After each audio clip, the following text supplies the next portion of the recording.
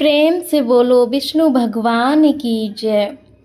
प्रिय भक्तगण, चैत महीने की शुक्ल पक्ष की एकादशी को कामदा एकादशी के नाम से जाना जाता है, जो कि हिंदू नववर्ष की पहली एकादशी भी होती है।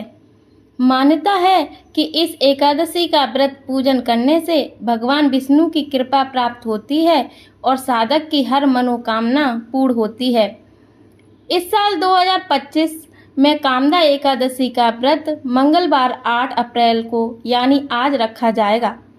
एकादशी का पारण 9 अप्रैल को सुबह 10:55 तक कर लें। प्रिय भक्तगण, अब जानते हैं कि कामदा एकादशी व्रत का क्या महत्व है। धार्मिक मान्यता है कि कामदा एकादशी के व्रत से पाप कर्मों का नाश होता है। इस व्रत के प्रभाव से जाने अनजाने में किए पाप भी खत्म हो जाते हैं और मनोकामनाएं पूर्ण होती हैं। साथ ही कामदा एकादशी के व्रत से अच्छे पुण्य की प्राप्ति होती है। वाजपेयी यज्ञ के सामान्य पुण्य मिलता है। परिवार में सुख समृद्धि रहती है। पारिवारिक समस्याएं दूर होती हैं। पिशाचत्व आदि दोषों का नाश होता है। कामदा एकादशी व्रत के अनेकों लाभ हैं। कामदा एकादशी व्रत की कथा में भी इसकी महिमा का वर्णन किया गया है। प्रिय भक्तगणों, आइए सुनते हैं कामदा एकादशी की व्रत कथा। एक बार युधिष्ठिर के पूछने पर भगवान श्री कृष्ण ने उन्हें चैत माह के कृष्ण पक्ष की कामदा एकादशी व्रत के महत्व के बारे में बताया था। कथा के अनुसार भोगीपुर राज्य पर राजा पुंडरीक राज किया करता था। उसके राज्य धन और ऐश्वर्य की कोई कमी नहीं थी।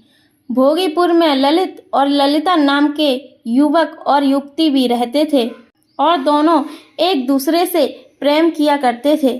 ललित एक गायक था। एक बार वह राजा पुंडरीक की सभा में गायन कर रहा था।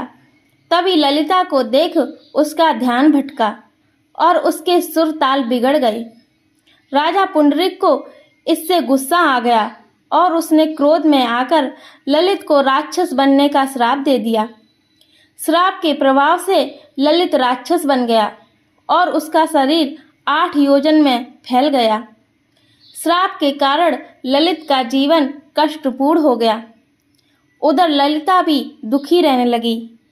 एक दिन ललिता घूमते घूमते विंध्याचल पर्वत पर पहुंच गई। वहीं श्रृंगी ऋषि का आश्रम था। वह आश्रम के भीतर गई और श्रृंगी ऋषि को प्रणाम किया। श्रृंगी ऋषि ने जब ललिता से आने का कारण पूछा तो उसने रो रो कर उसने अपने मन की पीड़ा बताई। श्रृंगी ऋषि ने ललिता को चैत शुक्ल की कामदा एकादशी का व्रत करने और भगवान विष्णु की पूजा करने को कहा।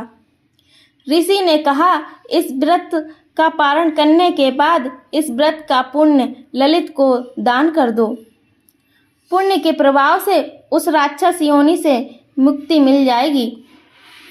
ललिता ने ऐसा ही किया। उसने विधि विधान से व्रत रखकर विष्णु जी की पूजा की और पारण के बाद पुण्य फल ललित को दान कर दिया।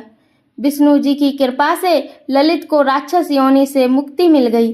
इस तरह से ललित और ललिता दोनों प्रेम पूर्वक रहने लगे और मृत्यु के बाद उन्हें स्वर्ग लोक स्थान प्राप्त हुआ।